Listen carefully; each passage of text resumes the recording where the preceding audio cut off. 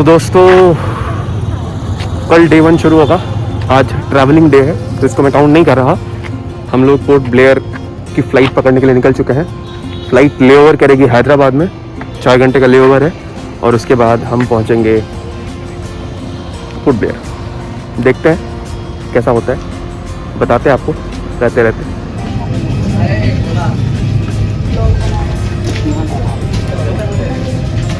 Kolkata to Hyderabad के लिए निकल चुके हैं। वहाँ से फिर लेओवर है, फिर पोर्ट ब्लेयर। देखते हैं।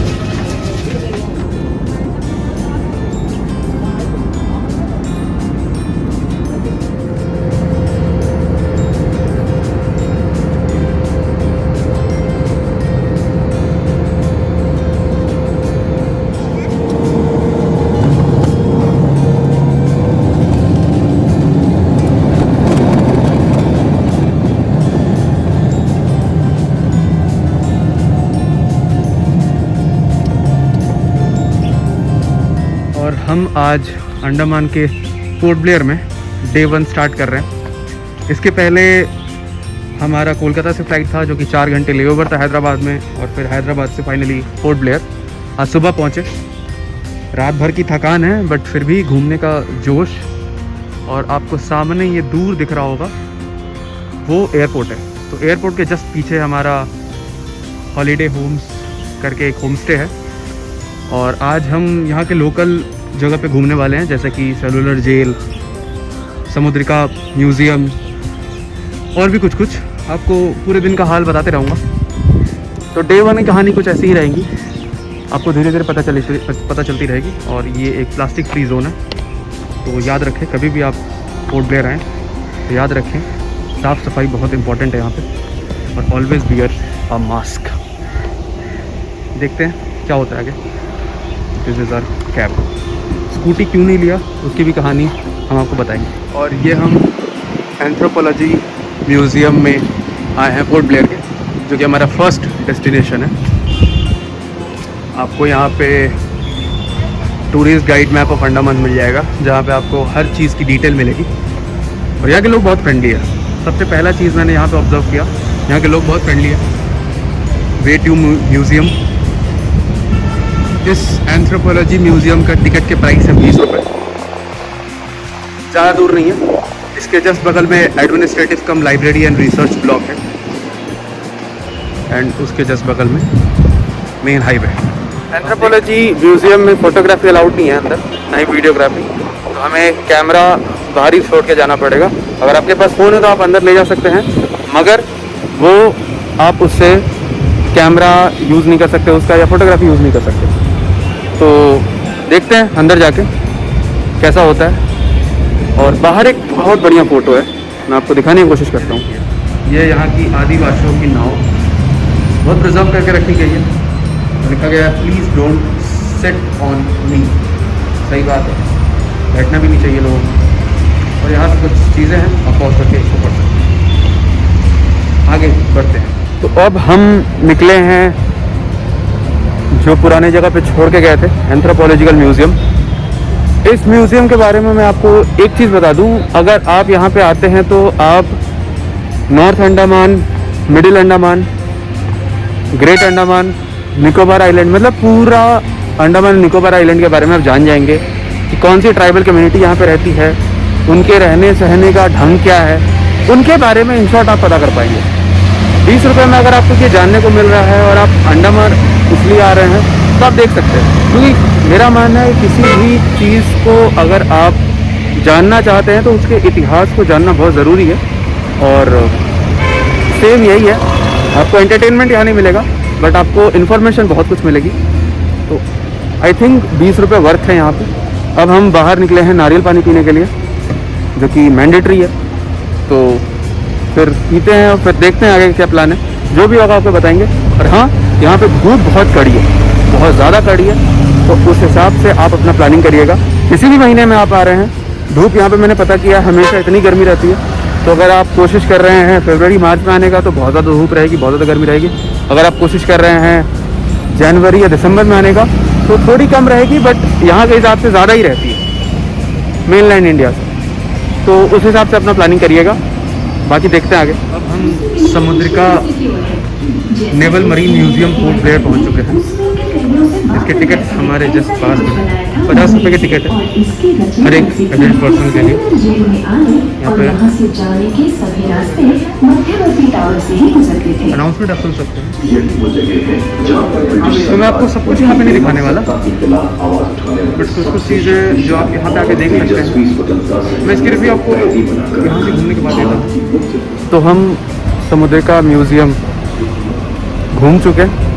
50 रुपीज़ का वर्थ है या नहीं वो आप आके भी डिसाइड कर सकते हैं। मुझे उतना ख़ास नहीं लगा। हाँ ठीक है, बहुत कुछ है, बहुत कुछ मिसिंग भी है, मगर ठीक है।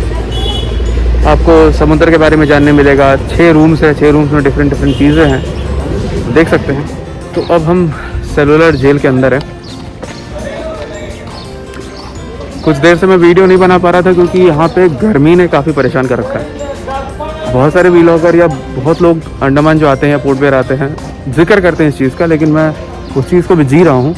और वाकई में गर्मी काफ़ी ज़्यादा पड़ती है यहाँ पे। आप इतनी धूप आई थिंक डाउन साउथ में होती होगी, चेन्नई साइड में, लेकिन जानलेवा है। अगर आप पोर्ट ब्लेयर घूमने आ रहे हैं तो आप कोशिश कर सकते हैं कि 10 बजे के पहले तक जितना भी कुछ घूमना है घूम लें। उसके बाद दोपहर 2-3 बजे के बाद निकले, क्योंकि अभी आप देख सकते हैं क्लोज टू 2-3 बज रहे हैं और धूप थोड़ी जा रही है, मगर फिर भी है। सेंट्रल टावर की तरफ हम चलते हैं, सेलुलर जेल में। ये मॉडल सेलुलर जेल का कुछ इस तरह है, 7 इसके ब्लॉक हैं।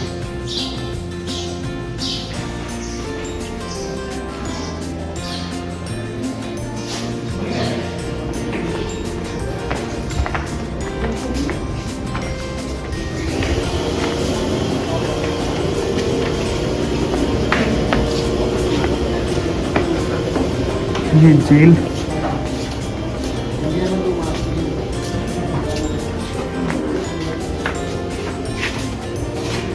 और योगी ये ब्लॉक है।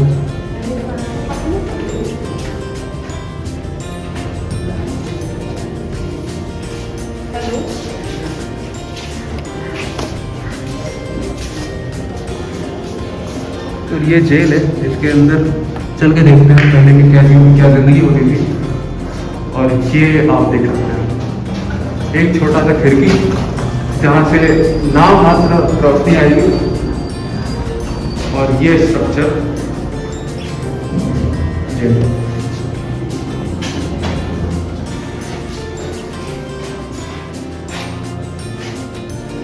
देख सकते हैं आप।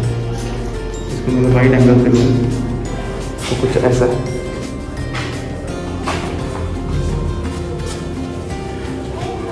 और ये स्ट्रीट ब्लॉक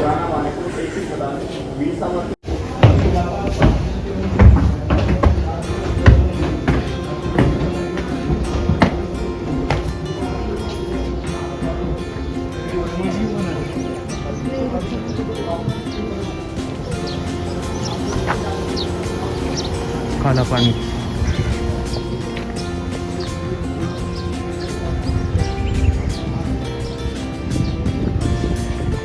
और वो रहा बंगाल की खाड़ी।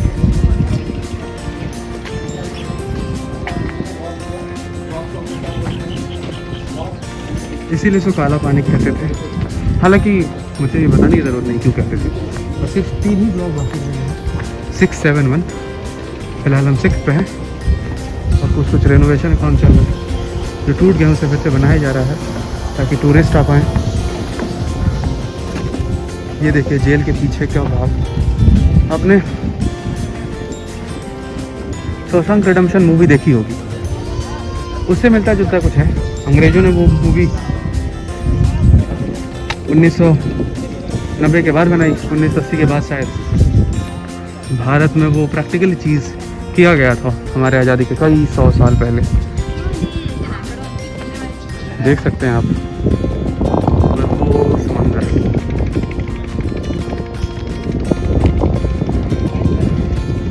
अभी हालांकि बहुत खूबसूरत लग रहा है ये, लेकिन उस वक्त बहुत भयानक लगता होगा। आप आ सकते हैं यहाँ पे, पोर्ट ब्लेयर में आए कभी भी तो सेलुलर जेल तो आना बनता है। मात्र 30 रुपये टिकट है। अगर आप गाइड करना चाहें तो वो भी कर सकते हैं, लेकिन ये प्लेस वर्थ ऑफ विजिट। और हम अभी कार्बन बीच पर मौजूद हैं, जो कि पोर्ट ब्लेयर में है। पोर्ट ब्लेयर का शायद ये इकलौता बीच है। आपको बीच वाली फीलिंग इधर उतनी नहीं आएगी, क्योंकि बीच का मतलब हम देखते हैं कि ना अंत होने वाला कोई ऐसा चीज़ जो चलते जाए, मगर इसका कोई अंत है। ये एक्चुअली यू शेप में बना है, ये इधर से आ रहा है और फिर हम जहाँ भी खड़े हैं और फिर ये एक एंड लेते हुए, तो एक्चुअली यू शेप बीच है। और यहाँ पे बहुत सारी वाटर एक्टिविटी भी होती हैं। कॉस्ट कुछ 3000 के आसपास है, अगर आप करना चाहें तो। अगर आप कर सकते हैं तो बढ़िया, नहीं कर सकते तो भी सही। आज पूरे दिन बात करने का मौका नहीं मिला था, तो सोचते हैं कि चलिए बात करते हैं, क्योंकि पूरा दिन थोड़ा थकावट भरा रहा है। तो हमारे दिन की शुरुआत होती है करीबन 10 साढ़े 10 बजे, जब हम निकलते हैं एंथ्रोपोलॉजी म्यूज़ियम की तरफ, उसके बाद समुद्रा म्यूज़ियम की तरफ। ये दोनों ही 20 और 50 रुपीज़ रिस्पेक्टिवली टिकट्स के दाम हैं इनके। और ठीक है, मतलब आप जा सकते हैं अगर आपको कहीं पोर्ट ब्लेयर में जाना है। पोर्ट ब्लेयर में वैसे कुछ हिस्टोरिकल प्लेसेस छोड़ के ज़्यादा कुछ नहीं है। अगर आप रॉस आइलैंड और दूसरी जगह जाते हैं तो, जो कि पोर्ट ब्लेयर में नहीं है, आपको अगले दिन सुबह उसके लिए टिकट कटवा के जानी पड़ेगी। हमारा वो प्लान आखिरी दिन का है, तो मैं बताऊंगा आपको, उस हिसाब से अपडेट करते रहूँगा।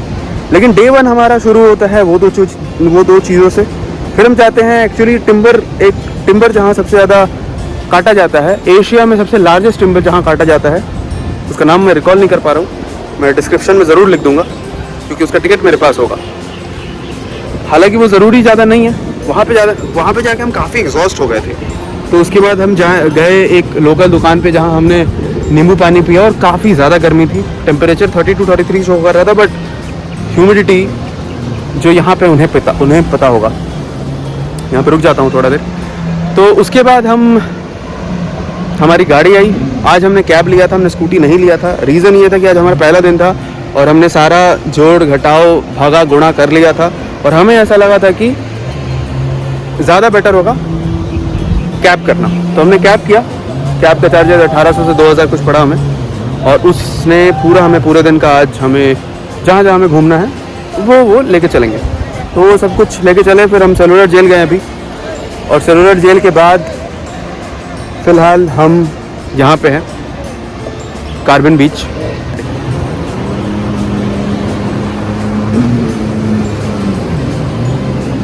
अगला दिन हमारा हैवलॉक आइलैंड जाने का प्लान है। देखिए सक्सेस होता है कि नहीं, क्योंकि हमने ब्रोकर के थ्रू टिकट करवाने का सोचा है। अगर नहीं होता है तो मेरे गलती से आप लोग सीख लेंगे, अगर हो जाता है तो क्या पता आपको एक ट्रिक मिल जाए। बाकी बने रहिए हमारे साथ, फ़ोटोज़ इंस्टाग्राम पे आते रहेंगे।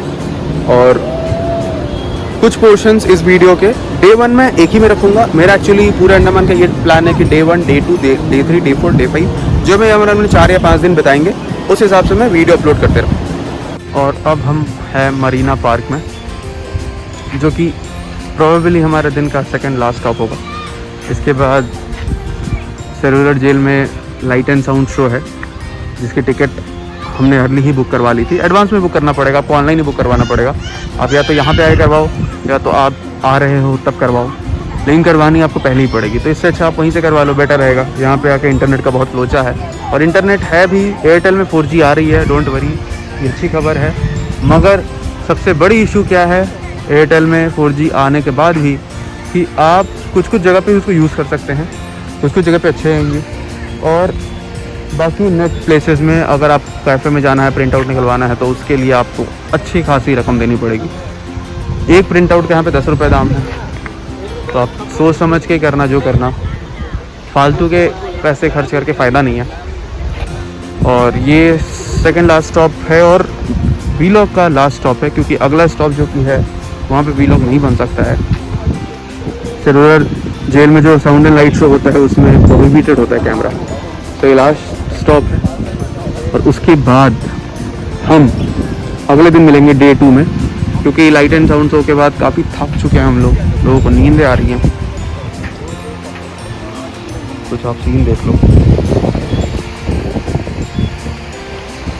तो ये है नाइट लाइफ पोर्ट ब्लेयर की। वहाँ पे दूर अपना तिरंगा झंडा फहरा रहा है। डे 2 में मिलते हैं आपको। डे 2 में हमारा प्लान हैवलॉक जाने का है। देखते हैं डीसी ऑफिस में हमारा नाम आता है कि नहीं, आपको कल पता चल ही जाएगा। तो इस सस्पेंस के साथ डे 2 रखते हैं।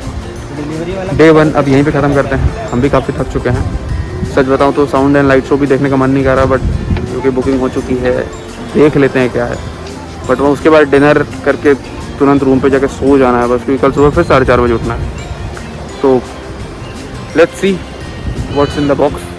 वैसे मैंने अपनी शर्ट उतार ली। यहाँ पे सही है, वेदर सही है, शाम को वेदर सही हो जाता है, सुबह लेकिन बहुत ही ज़्यादा धूप रहेगी। तो उस हिसाब से अपना प्लानिंग करिएगा आने का। बाकी डिटेल्स डे 2 में बताऊंगा और डे 2 में आगे की जर्नी शुरू रहेगी। Thank you.